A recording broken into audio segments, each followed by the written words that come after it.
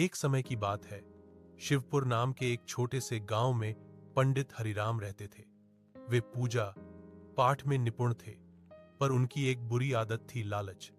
जहां भी जाते वहां से अधिक दान पाने की कोशिश करते। धीरे धीरे गांव वाले उनके व्यवहार से परेशान रहने लगे, पर कोई खुलकर कुछ कह नहीं पाता। एक दिन गांव में बड़ी पूजा का आयोजन होना था। पंडित हरिराम को मुख्य पूजा के लिए बुलाया गया। यह सुनते ही वे खुश हो गए और सोचने लगे कि आज तो अच्छा खासा दान मिलेगा। पूजा शुरू होने से पहले ही उन्होंने आयोजकों से कह दिया कि वे केवल तभी पूजा करेंगे जब उन्हें पहले से ही भारी दक्षिणा दी जाए।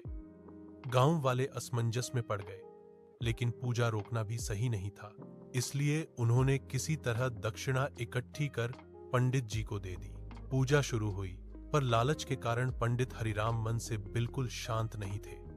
उनका ध्यान बार बार इस पर जा रहा था कि पूजा खत्म होते ही और कितना दान मिलेगा। इसी वजह से वे पूजा में कई गलतियां करने लगे, मंत्र उलटे सीधे पढ़ने लगे और क्रम बिगाड़ते चले गए। यह देखकर गांव के बुजुर्ग बहुत नाराज हुए।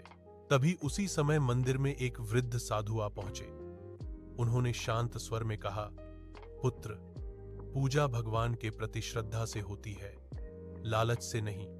तुम्हारा मन स्वार्थ से भरा रहेगा तो पूजा सफल कैसे होगी? साधु के शब्द सुनकर पंडित हरिराम का सिर शर्म से झुक गया। उन्हें अपनी गलती का एहसास हुआ। उस दिन के बाद उन्होंने अपने व्यवहार में बदलाव लाने का निश्चय किया। वे बिना किसी लालच के पूजा करने लगे। धीरे धीरे गांव वालों का विश्वास फिर लौट आया और पंडित हरिराम सारे गांव के प्रिय बन गए।